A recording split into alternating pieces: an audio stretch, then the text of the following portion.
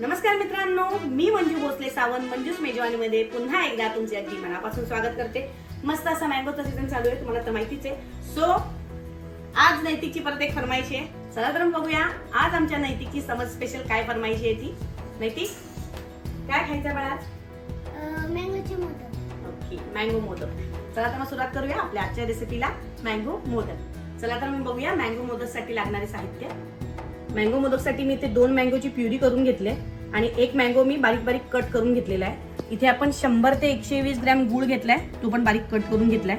एक ओला नारळ घेतलाय, खवून घेतलाय आपण बारीक असा। इथे तूप घेतलंय आपण, साजूक तूप। 1 वाटी तांदळाचं पीठ, काजू बदामचे तुकडे जे की टोटली ऑप्शनल आहे। आणि इथे आपण घेतलेले आहे वेलची आणि जायफळची पूड आणि इथे आपण घेतलेले 1 ते 1.5 चमचा खसखस। मोदकाच्या सारणासाठी इथे आपण एक कढई घेतली, गॅस आपण ऑन करून घेतलाय। कढई आपली गरम झाली, आता त्याच्यामध्ये जो मी गूळ घेतला होता तो गूळ घालून घेते।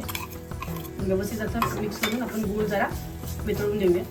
गूळ आपला वितळत आला तर यामध्ये आपण जे खोबऱ्याचं जे फिरणं होतं, खोबरं फोडून घेतलं होतं ते घालून घेऊया। व्यवस्थित असं मिक्स करून घेऊया।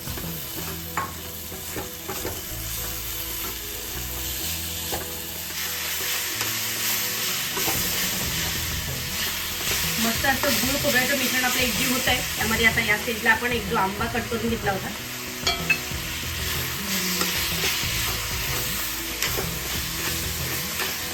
आंबा घालून व्यवस्थित असं आपल्याला एकजीव करून घ्यायचंय। बघू शकता किती मस्त असा कलर आलाय, त्याला रंग आलाय छान असा सुरेख असा। तर यामध्ये या स्टेजला आपण ही 1 चमचा जी खसखस घेतली होती ती घालून घेऊया। ऑप्शनल आहे, मला हवं तुम्ही घालू शकता, नाहीतर नाही। त्यानंतर आपण यामध्ये काजू बदामची जी काप करून घेतले होते ते घालून व्यवस्थित असं एकजीव करून 1-2 ते 3 मिनिटे ठेवून गॅस बंद करून आपण थंड होण्यासाठी सारण आपलं ठेवूया। जायफळ आणि वेलचीची पूड आपली टाकायची राहिली होती, ती पण आपण टाकून घेऊन व्यवस्थित असं एकजीव करून गॅस बंद करून आपण सारण थंड होण्यासाठी ठेवून घेऊ। इथे आपण एका टोपामध्ये 1 वाटी पाणी उकळत ठेवलंय, त्याच्यामध्ये आपण 1 चमचा तूप घालून घेऊया आणि त्याच्यामध्येच आपण जी मँगो प्युरी करून घेतली होती तीही घालून घेऊया। आंबे आणि पाण्याचं जे मिश्रण आहे ते आपण व्यवस्थित असं एकजीव करून घेतलंय, बघू शकता।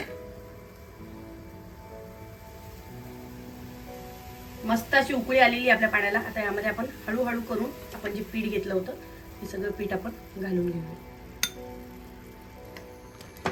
आपल्या उलटण्याचा जो शेवटचा भाग असतो त्याच्याने आपण व्यवस्थित असं एकजीव करून घेऊया, किंवा लाटण्याच्या साह्याने पण तुम्ही करून घेऊ शकता। गॅसवरून उतरून व्यवस्थित असं आपल्याला एकजीव करून घ्यायचं आहे आणि एक 5 ते 10 मिनिटाच्यावर ढाकण देऊन आपल्याला ठेवून द्यायचं आहे थंड होण्यासाठी। पीठ आपलं रेडी झालेलं आहे, आता ह्याला आपण थंड होण्यासाठी ठेवून देऊया।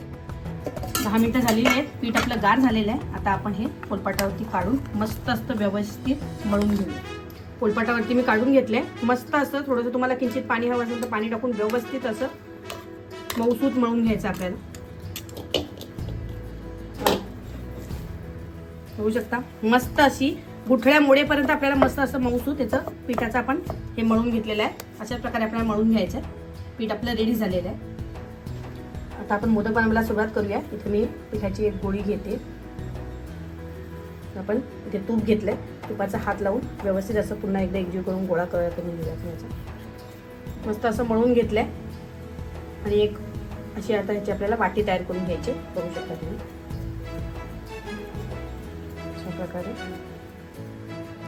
अशा प्रकारे आपल्याला वाटी तयार करून घ्यायची। आणि इथे आता आपल्याला आपण इथे पाकळ्या पाडून घेणार आहोत।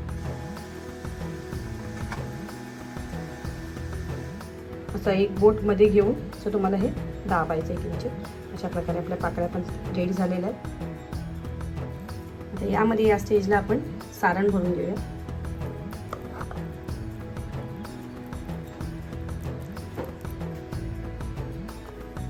सारण भरून घेतलेलं आहे आणि परत एकदा आपल्या ज्या पाकळ्या आहेत त्या अशा प्रकारे दाबून घ्यायच्या आणि ह्या 2 बोटांमध्ये अशा प्रकारे घेऊन आपल्याला हा मोदक बंद करून तयार करून रेडी करून घ्यायचा आहे। तुम्ही बघू शकता, तुम्हाला दाखवते मी फायनल। आणि अशा प्रकारे आपण सर्व मोदक बनवून घेऊ, बघू शकता तुम्ही।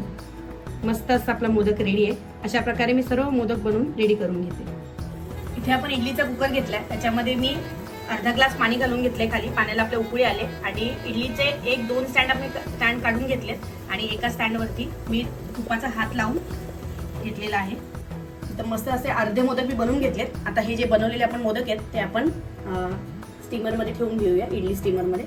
अशा प्रकारे मी मोदक अरेंज करून घेतलेत आणि एक केसरचं स्टँड त्याला लावून घेते, ते पण टोटली ऑप्शनल आहे.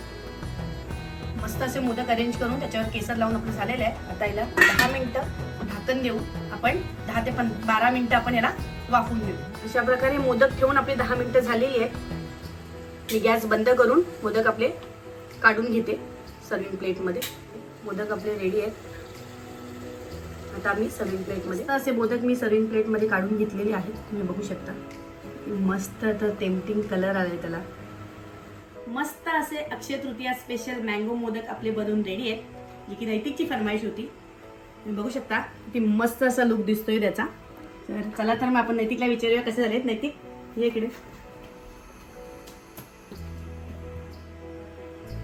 नैतिक आता आपल्याला खाऊन सांगेल. नीट खा, खालचा पण खा सारण.